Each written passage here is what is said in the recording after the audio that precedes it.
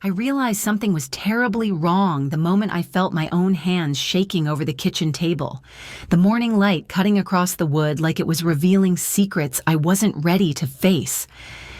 The phone sat there, silent and heavy, as if it already knew the truth about my children before I dared to say it aloud.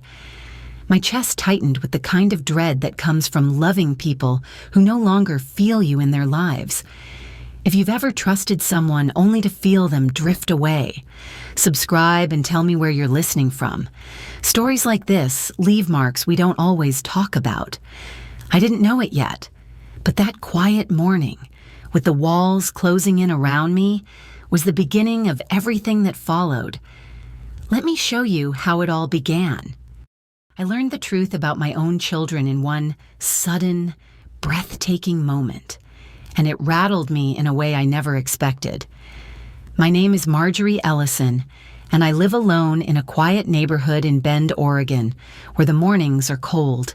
The evenings stretch endlessly, and most days pass with nothing but the hum of the heater and my own thoughts to keep me company. I never thought I would reach a point where I'd have to test the people I brought into this world. Yet here I was, staring at a reality I could no longer ignore. The shock began the day I stumbled into something life-changing, something I kept completely to myself.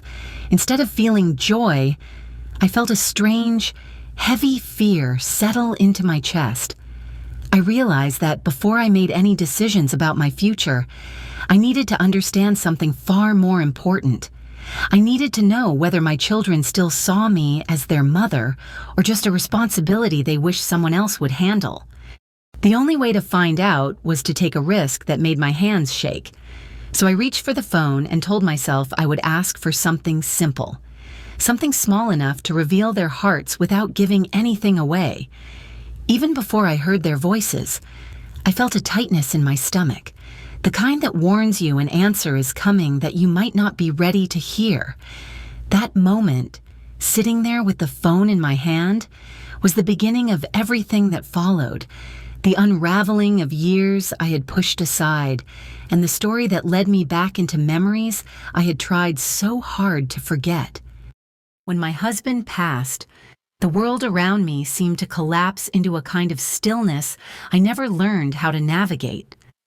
I remember the first mornings alone in this little house in Bend, sitting at the edge of the bed and listening to the quiet settle in like a second skin.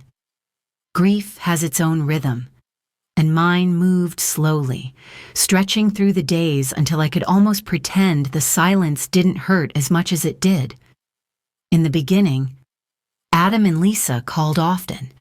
They checked in, offered help, and reminded me I wasn't completely alone, but life kept pulling them farther away. The calls shifted from weekly to monthly, then to whenever they remembered, which wasn't often. Holidays that used to fill this house with laughter slowly turned into brief, polite visits or, some years, nothing at all. I tried to convince myself it was normal, that grown children get busy, that I shouldn't expect too much. Still, little moments linger. Birthdays with no phone ringing until late at night. Christmas mornings where I set out 2 cups of cocoa out of habit, only to put one back. Summers when I stood on the porch at 7:15 a.m. hoping someone might surprise me, even though I knew they wouldn't. It wasn't one big event that created the distance. It was a slow drifting, like watching a boat loosen from its dock and realizing no one is holding the rope anymore.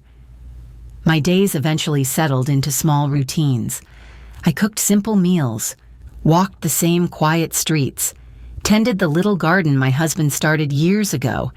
Some evenings, I sat by the window and watched the sun fade behind the pines, letting the ache of the day rise and fall without fighting it. Loneliness became familiar, almost predictable, yet it never stopped weighing on me. Looking back now, I can see how all that emptiness made me vulnerable, how it softened the ground for what came next. I didn't know it then, but my life was already shifting, preparing to collide with something I never could have imagined. I remember the night it happened so clearly. even though I walked into that little casino near Redmond with no real intention except to get out of my own head. It was one of those evenings when the house felt too quiet, the walls too close, and I just needed a place where the silence wasn't so loud. I had $20 in my purse and the simple hope that a little distraction might ease the heaviness I'd been carrying. I sat down at a small table, telling myself I'd stay for a few hands and leave. But almost immediately, the cards started falling in ways that didn't make sense. One win led to another, and before I had time to question it, I found myself being ushered to a small back room for a local tournament. I felt out of place, surrounded by people who took the game far more seriously than I ever had, yet the same strange streak followed me. My hands moved almost on their own. I kept thinking it would end at any moment, that the luck would dry up and reality would settle back in. Instead, the room grew quieter. The stakes grew higher, and I found myself pushed into the next round, and then another. It felt surreal, like I was watching someone else live my life. By the time they handed me the final check, $27,000 after taxes, I felt the air leave my lungs. There was no thrill, no celebration, just a trembling, a clarity that settled deep inside me, reminding me that money couldn't fix what had already fractured. When I got home, I slipped the check into a fireproof box and tucked it behind old photo albums. As I closed the lid, a thought surfaced that made my stomach tighten. If I really wanted to know who stood by me, I finally had the means and the reason to find out. I spent most of the next morning trying to steady myself.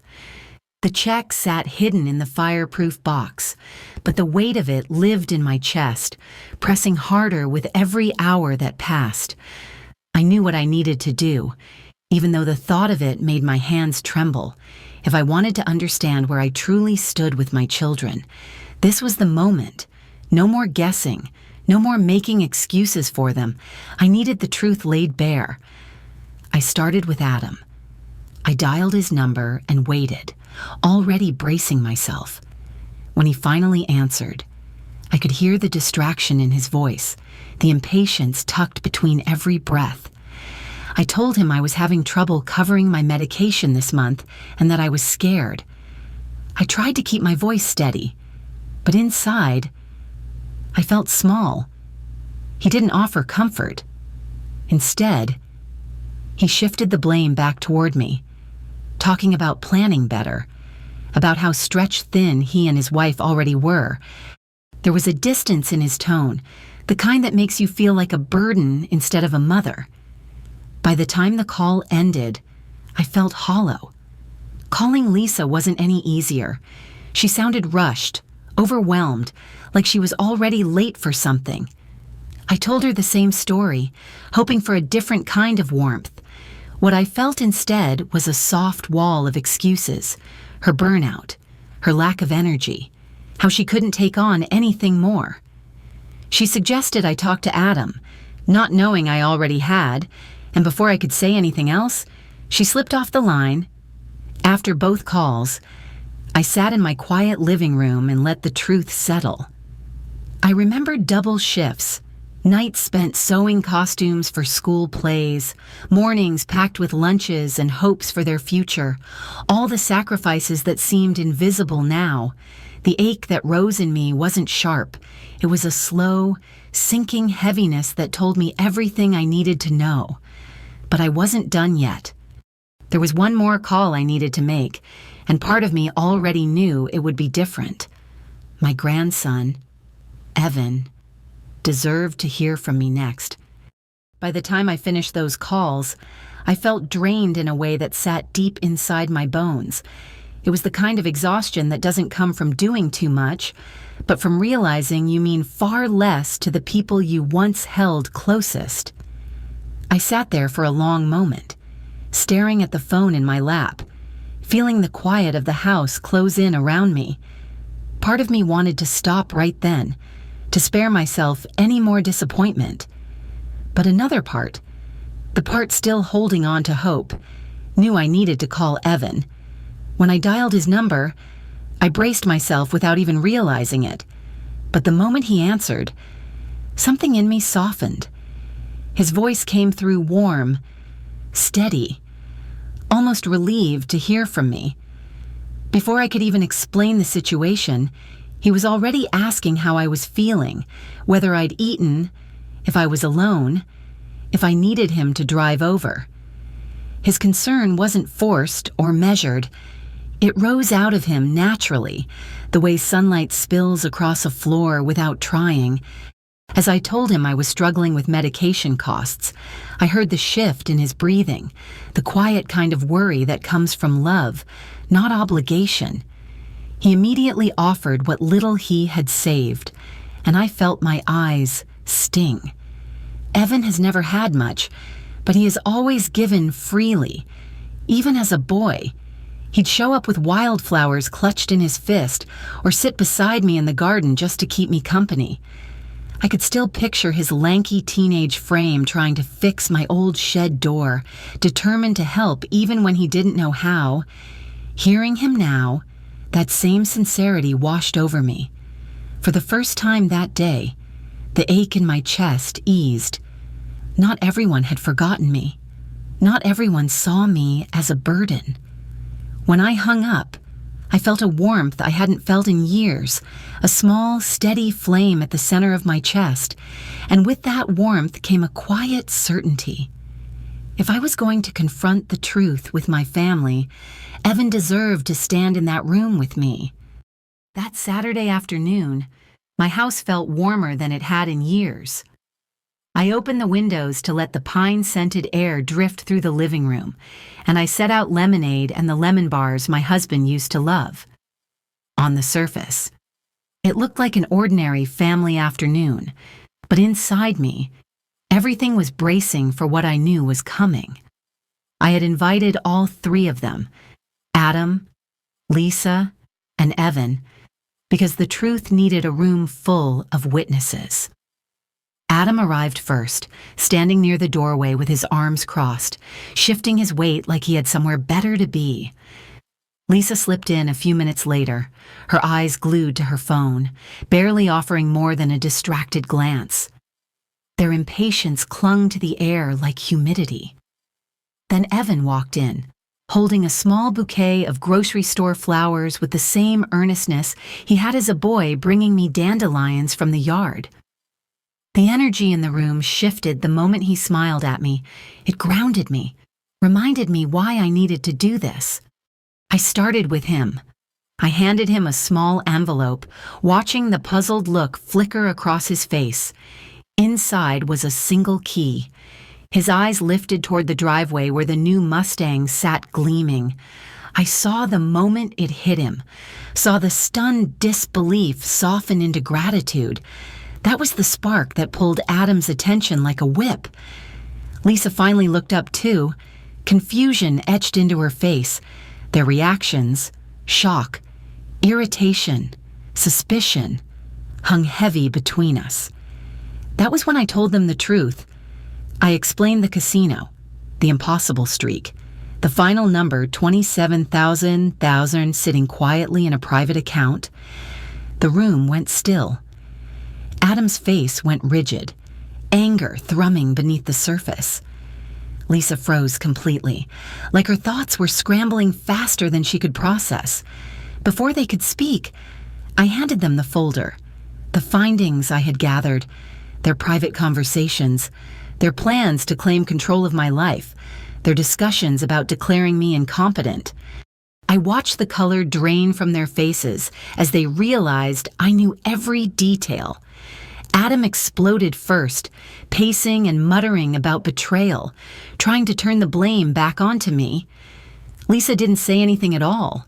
She just sank into the couch, covering her face as tears slipped through her fingers. Evan sat quietly, heartbreak in his eyes, seeing his mother and uncle in a way he never had before. In that moment, I felt something settle inside me. Not anger, not triumph, just truth, finally spoken aloud. I stood there knowing I had reclaimed something I'd been losing piece by piece for years. And yet, even with everything revealed, I knew the hardest choices were still waiting for me just beyond that moment. The days after the confrontation felt strangely quiet, as if the house itself were catching its breath. I spent that Monday morning in my lawyer's office, signing the last of the papers that named Evan as my sole heir. I felt no triumph in it, just a steady certainty that I was doing what was right. I explained to my lawyer that this wasn't about punishment. It was about trust, about choosing the one person who had shown up when I had nothing to offer. Walking out of that office, I felt lighter, even though my heart still carried the weight of what had happened. When I returned home, I asked Adam and Lisa to come by. I handed each of them an envelope. Inside were job postings, one at the senior center, another with a mobile meals program. They looked at me with confusion at first, then frustration. I told them gently that if they wanted to understand why I made the choices I did, this was a place to start, not as a sentence, but as a path back to the compassion they once had. Adam bristled immediately. His frustration rose like a wave he couldn't control, full of defensiveness and wounded pride. He said things that made it clear he still wasn't ready to see himself honestly. I let his words pass through me without grabbing hold of them. Lisa, though, didn't fight. She just crumpled. Her tears came fast, breaking through years of tension. She told me she had felt invisible ever since her father died, that she didn't know how to reach for me without feeling like she was somehow failing. Hearing her pain didn't rewrite the past, but it softened something in me. I held her hand, letting her know I saw her, truly saw her, even if the damage was already done. When they both left, the house grew still again. But this time, the silence didn't feel heavy. It felt honest, like the storm had finally washed through, leaving room for whatever comes next. And standing in that quiet, I knew it was time to reflect on what this journey had taught me.